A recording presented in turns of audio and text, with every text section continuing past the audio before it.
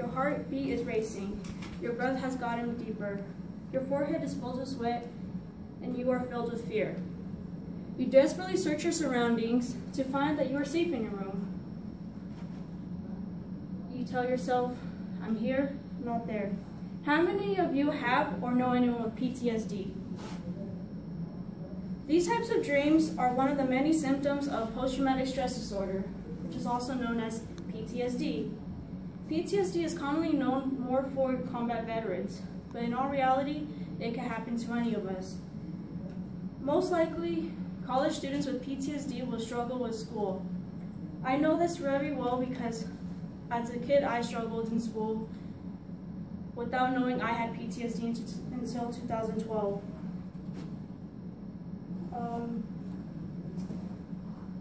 Today I'm going to educate you on post-traumatic stress disorder.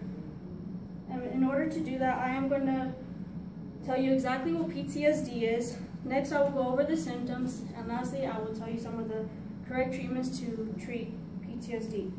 So first, what exactly is PTSD? Well, according to WebMD Online, PTSD is a serious condition that can develop after a person has experienced or witnessed a traumatic event in which serious physical harm has occurred or was threatened. Many people don't like to admit to having PTSD because they feel like they're not normal because of the disorder part of PTSD. Truth is, PTSD can happen to any of us, even in the blink of an eye. It can start as child abuse, attack or assault, physically or sexually. Right now, Mother Nature can just hit us with an earthquake. And nowadays, you see many hit and run cases. Now imagine if that person survives. How will they take it for the rest of their lives? There's a difference between coping a traumatic event and having PTSD. Let's all think back to when we first learned how to ride our bikes. We fell down multiple times and we cried because we couldn't cope with the pain.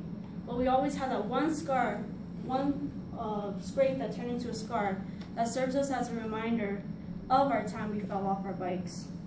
Just like that, PTSD is a scar in the brain that never leaves. The memory of the event lingers in there. So, just to name a few of the symptoms, let's first break it down into 4 categories. Intrusive memory. Let's see. This is unwanted memories of the event, so flashbacks and reliving moments like the one I explained in the beginning of class. And now this causes emotional and physical reactions. Second, we have avoidance. This is when people shut down to avoid triggers that remind them of the place, of people, or anything that reminds them of the traumatic events. So they close down, don't talk to anybody. Third, we have negative change. This is where people say not all wounds are visible.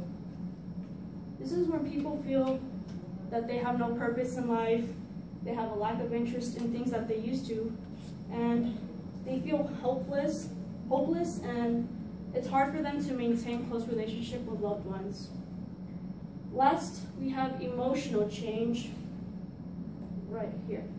Now this is more, people could tend to see it. It's where people have anger outbursts, they become very jumpy, lack of sleep because of insomnia, and they feel guilty or shame, or they have suicidal thoughts. Now, how does, you might be wondering, why isn't a person the same after a traumatic event? Well, according to psychology professor Mr. Bruce Reifeder from the Antelope Valley College, he explains how PTSD affects the human mind.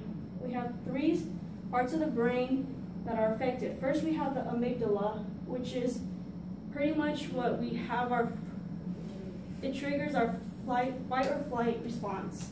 But with PTSD, this part of the brain is affected, so everything becomes a threat to you, which is why you get very jumpy. Second, we have the hippocampus, which is what stores our information and our memory. So this part of the brain gets affected, and it makes it hard for people to retrieve memories and store information. Then we have the prefrontal cortex, which is our problem solving and our emotions part of the brain.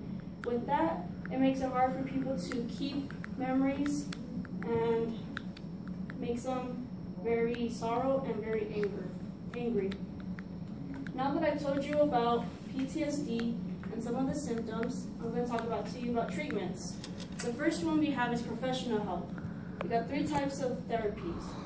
We have exposure therapy, which helps you develop coping skills, how to be relaxed, how to work around your emotions so that they won't affect you. Second, we have cognitive therapy, which is revisiting the traumatic event.